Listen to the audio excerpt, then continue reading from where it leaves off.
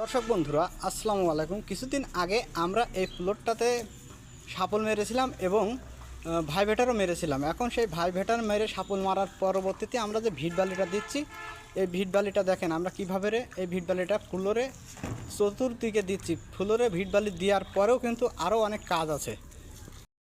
ভিট বালিটা দেওয়ার পরে আমরা এই যে রুলার নিয়ে এসেছি, এই রুলারটা কিন্তু আমরা ফ্লোরে মারবো। আমরা ফ্লোরে যদি রুলার মেরে এভাবে ফ্লোরটা করি তাহলে কিন্তু অনেক মজবুত হবে।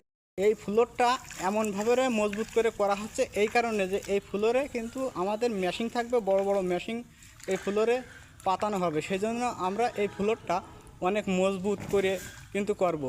এই মজবুত করে যদি না করা হয় তাহলে কিন্তু ওই মেশিংয়ের জার্কিনে এই ফ্লোরটা ফেটে যাওয়ার সম্ভাবনা থাকবে। সেই জন্য আমরা অবশ্যই ফ্লোরটা মজবুত করব।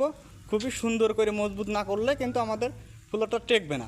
সেক্ষেত্রে আমরা ফ্লোরটা রোলার করে নিয়ে তারপরে কিন্তু আমরা এই ফ্লোরে কিন্তু রড ব্যান্ডিং করার পরে তারপর আমরা ঢালাই দেবো। ঢালাইটা হবে 5 ইঞ্চি এবং যে রডগুলো ব্যান্ডিং করবো সেই রডগুলো প্রত্যেকটা রড আমরা 12 মিলি রড দেবো এবং 5 ইঞ্চি বাই 5 ইঞ্চি গ্যাপ রেখে কিন্তু রডগুলো ব্যান্ডিং করবো। আর প্রত্যেকটা